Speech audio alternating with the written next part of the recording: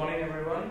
I'm Jean-Philippe Fourès. I'm from Iguane Solutions, which is I will talk today about our Goca contribution to the OpenNebula systems.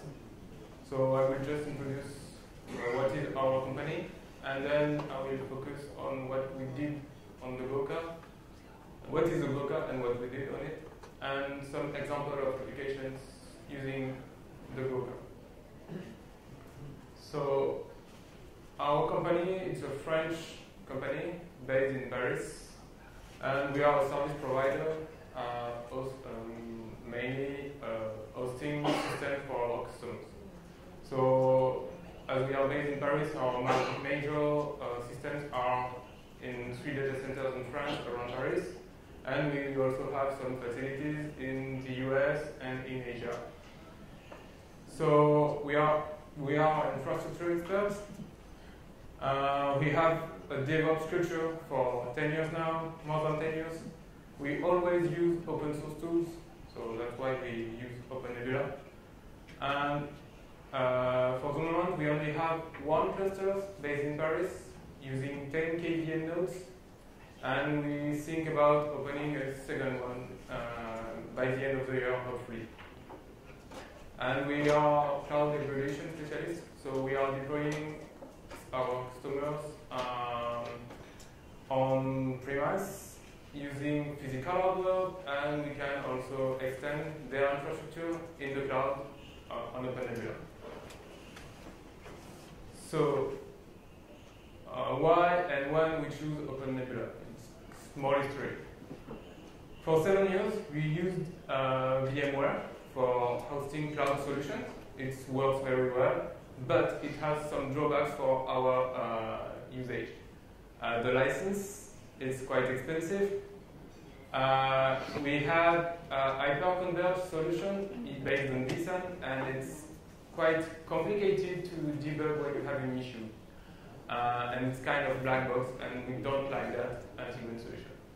So it has a lot of complexity, but for the typical usage, it might be too much. So last year, I joined Iguane Solutions to create a new cloud service, and we decided to select OpenNebula because it's very simple for the simplicity. It's simple to deploy, it's simple to maintain, it's simple to contribute, it's simple to customize. Thanks to the API friendliness. And of course, we can also manage VMware clusters. Thanks to OpenNebula, we can also manage public clouds on EC2, on AWS, on Azure, and since last year, also with bare metal as a service. So we are thinking about the entire features of OpenNebula, but for the moment, it's only KVM, but we are thinking about extending it. So now,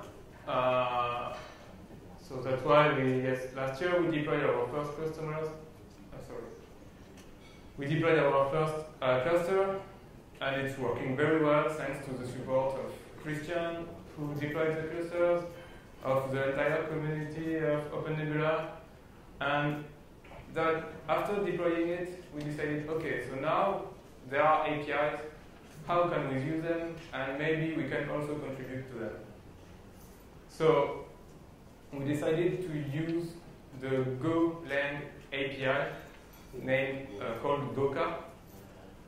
Where is it on the OpenNebula system? Here is the full view of the OpenNebula from the bare metal at the bottom to the CLI or Sunstone at the top. What we are talking about today is on the OpenNebula Cloud API, the Goca. There are several languages on this API. You can use Ruby, which is the historical one, the Python, the Java, and for a few years now, there is also a Golang API. So, what is the Goca? The Goca is a kind of wrapper on top of the XML RPC API on OpenNebula. So the name is because it's the combination of Go and OCA. It's Goca. and it adds a lot of helpers to manage XML RPCs, because XML RPCs it's not very easy to use, to manipulate. So thanks to the Goca, you have a nice abstraction layer and an easy to use API to build other applications. So why we decided to use the Golang API instead of Python or Ruby? Because the Python API is quite old, and it's not very well maintained because maybe people are not using it.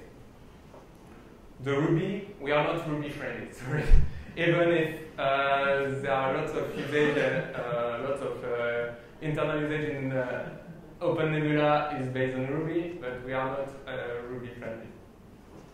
And because also Golang gives us the possibility to use, it's a very growing language, very popular now in API use, because lots of APIs are based in Golang. It offers, because thanks to the Golang design, the possibility to parallelize lots of requests very easily, because there are lots of libraries available. And this small graph, it's quite small, gives you the perspective of what is efficient. The efficiency is based on the C and the C++. That's why the OpenNebulaConf is written in C++. And the easy way to use on the vertical axis is Ruby, Python, Perl, and the Go is quite a good language because it's quite performant and it's also quite very useful, very simple to use. It's here on the graph. So what we did, we started by rewriting some XML mapping to easily parse requests and structures. So we changed the XML handling package natively present in the Goca to add more structure to fit with the XML structure in OpenNebula. And we also, thanks to Pierre here, you can ask him questions after during the coffee break. We also added some dynamic management of the entire templates structures, because there are lots of customized templates in OpenNebula objects, so it's easier if we have something to manage them easily. We also reworked the architecture to go to the MVC design pattern, which is the model view controller. We added a controller layer to split the different concerns between client and the controller management. We also modified the API to access the resource in a better controller-centric way. We also, of course, as we added the controller, we also need to rework the client part, the XML RPC client. So to give the control of the client to the user. Because at the beginning the client was inside the Goca, and the idea is to externalize it to manipulate easily requests. And also we split the Goca in several sub-packages to manage objects to fit more in OpenNebula organization, object organization. And we work the error management part, because it's very important in an API view to be able to catch correctly errors of the systems, to be sure that we don't miss anything wrong during the deployment or during your usage of the Goca. So here it's quite dense, but it's the entire organization of the Goca. So at the top you have your OpenNebula cluster, and you have the different layers. So you have, first of all, the Goca part, the main package with the controller and the client files, and also you have one file per object. And then you have the schema part, which contains a sub-package of each object to ease the organization. So it contains the description of XML structures for each object. You don't have to build XML directly using the Goca, you just have to use the functions. So, a small example of the workflow, how it works on daily usage. So you have the Goca, the controller part, which is instantiate each object inside its controller. So you can eat the manipulation of the object. The client, which is the kind of the model here in the MVC design pattern, which be able to perform queries to your OpenNebula systems. So here is a small example of pseudocode. You have to create a new client. Actually, the parameters here, it's only the credentials to access to the system. You create a new controller, because it's the controller you give you the access to all objects. And then if you want to get information for the VM ID with 42, you just have to call your controller, the VM structure, and the information. Thanks to that, it goes to the controller. Then it creates a new XML RPC call with this function, one.vm.info, with the parameters 42 and also the credentials. And it goes to the XML. It's ask OpenNebula to provide information for this VM. So it's not frozen. So we put some ideas to improve the roadmaps, and contributions are welcome too in the Goca. The idea is to add more tests on the CI/CD because thanks to the big contribution of the growing of the OpenNebula features, we also need to adapt the Goca API to fit with the new features, and it's important to have a good test coverage to avoid breaking change, or to be sure that they are correctly managed, and also to be sure that we cover the entire features in the Goca. So we are working with OpenNebula to improve the CI/CD, to improve also the test coverage, to be sure that every functions are well covered, and so thanks to that, we are sure we don't miss a wrong case or small exotic usage. And we also want to increase the user friendliness, because an API must be friendly, otherwise it's not used. And we're also thinking about adding new functionalities to ease, also it joins the friendliness to ease the usage of the Goca.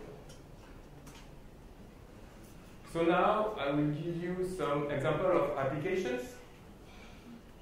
So as you may know, for several months now, I think it was in June,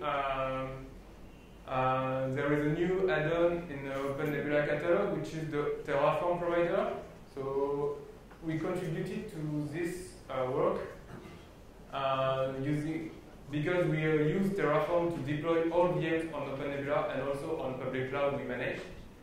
And Terraform is a very popular tool to deploy infrastructure on lots of environments. You, of course, deploy on public cloud with Terraform, but you can also manage your project on GitHub, on GitLab with Terraform. You can do lots of things with Terraform. And Terraform offers SDK written in Go. Also, that's why we use the Goca here. Written in Go to create your custom provider. And thanks to that, we decided to create a Terraform provider using the Goca. So for the moment, it was designed to, it was tested mostly with the last version of Terraform, which is the 0.12, and the last version of OpenNebula, last version until last week, which was the 5.8, but it works with the 5.8, and it will work also with the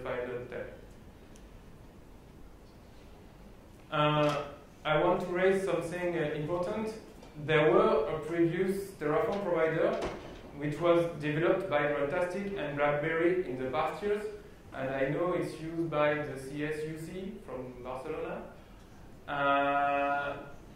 But it was doing direct XML-RPC calls directly to the OpenNebula without using the Goca. It means that this Terraform built itself directly the XML request, and it was designed for past OpenNebula release.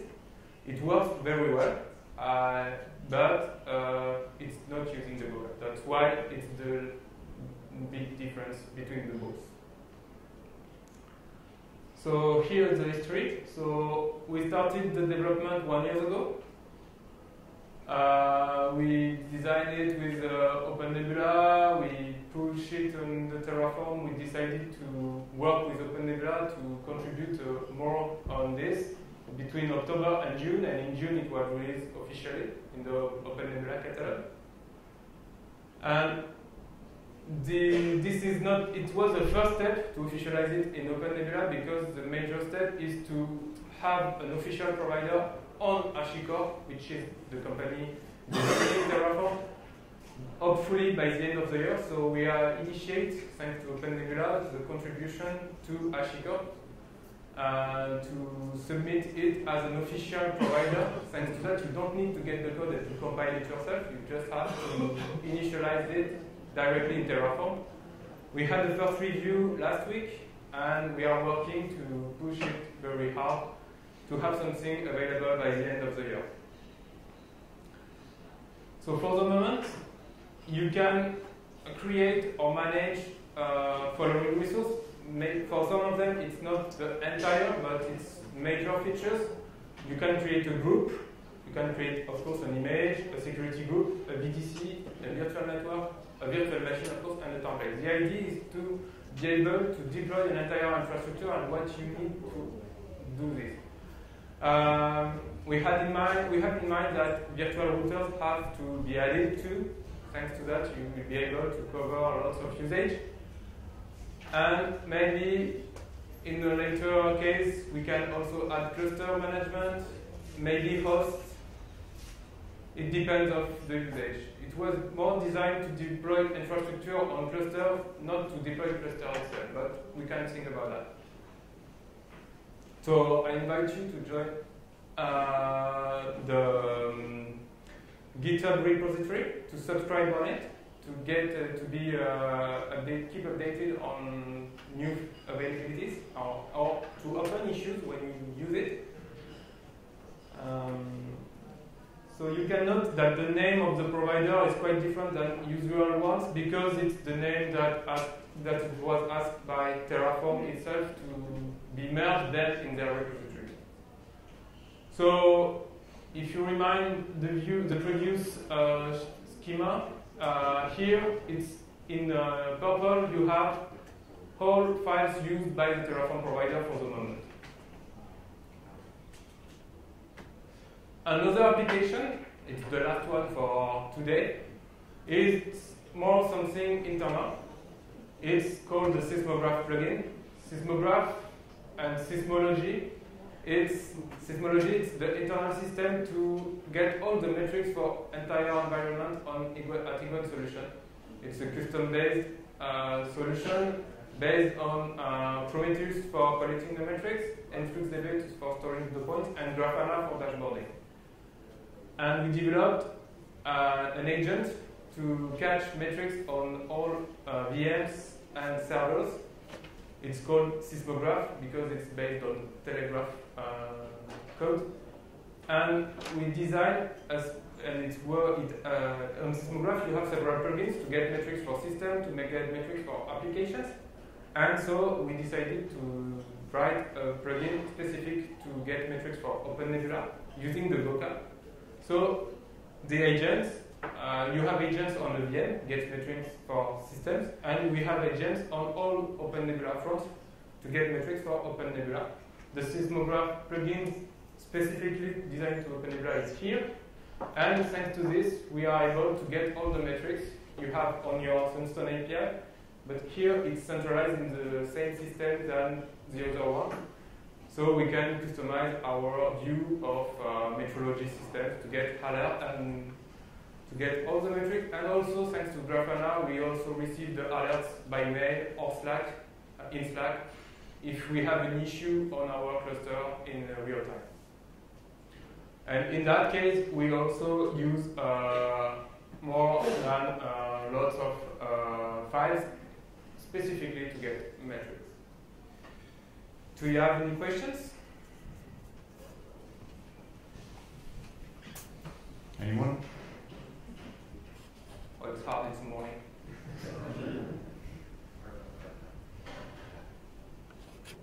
All right. Thank you. High five, Jean-Philippe.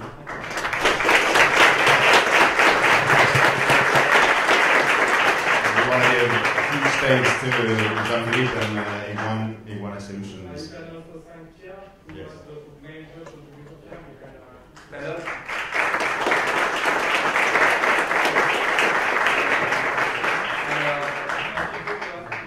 During the coffee break or this afternoon, I will focus on the Terraform provider with a small team. Awesome. Thank you so much. That was a huge contribution.